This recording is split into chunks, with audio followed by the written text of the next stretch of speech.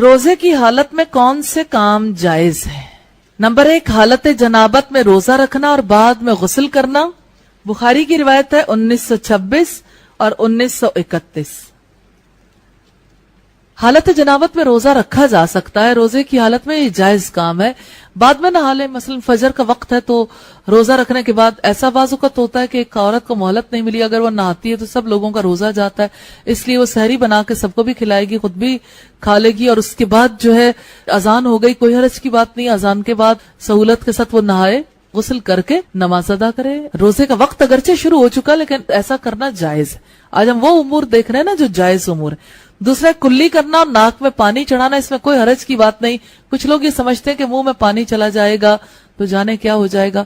اچھا ہی ہے، تھوڑا سا منہ فریش بھی ہو جاتا ہے وضو سے، اور یعنی ناک میں پانی چڑھانے میں تھوڑی سی احتیاط کرنی چاہیے، یعنی سانس کھینچ کر اندر لے جانے کی کوشش نہیں کرنی چاہیے۔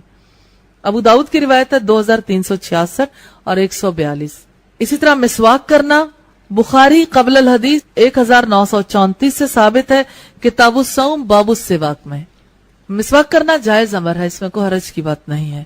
چوتھی چیز ہے ٹیکا لگوانا، ایسا ٹیکا جس کا مقصد قوت یا خوراک نہ ہو، اس کی حیثیت بیرونی دوا کی ہے جو معدے میں نہیں جاتی، کیونکہ کھانے پہ پابندی ہے نا، جو آپ منہ سے لے کے جائیں۔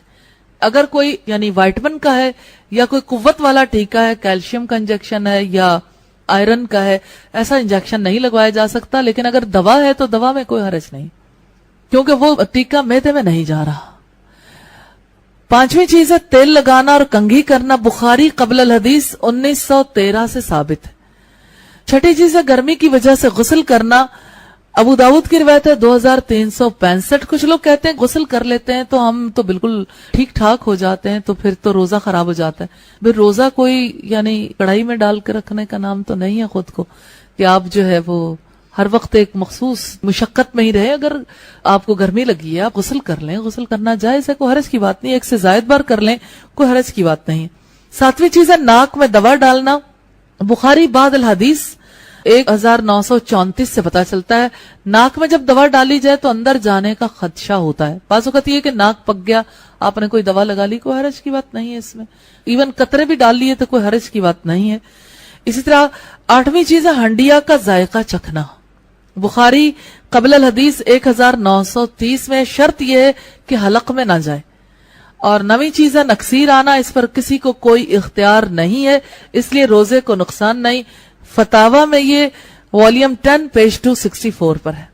اسی طرح 10ویں چیز ہے ٹیسٹ کے لیے خون دینا، 11ویں پچھنے لگوانا، بخاری 1938 اور 39 پر ہے۔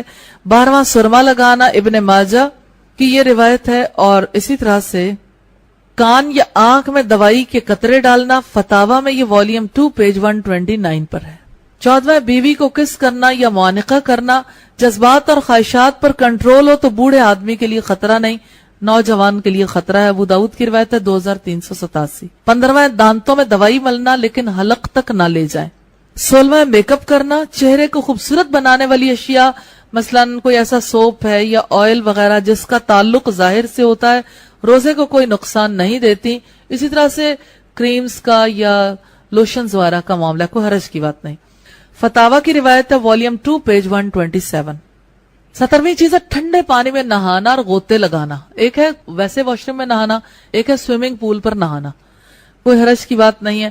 18واں کھانا چبا کر کسی بچے کے منہ میں ڈالنا، اگر بچے کو کوئی اور کسی طریقے سے نہ کھلا سکتا ہو، چبا کر منہ میں ڈال کر کوئی کلی کر دیتا ہے، اس میں کوئی حرج کی بات نہیں ہے۔ 19واں ہے خوشبو لگانا، ابن تیمیہ مجموع الفتاوا والیوم 25 پیج 241 پر ہے۔ خوشبو لگانے سے والا روزے پہ کیا فرق پڑتا ہے جانتے ہیں؟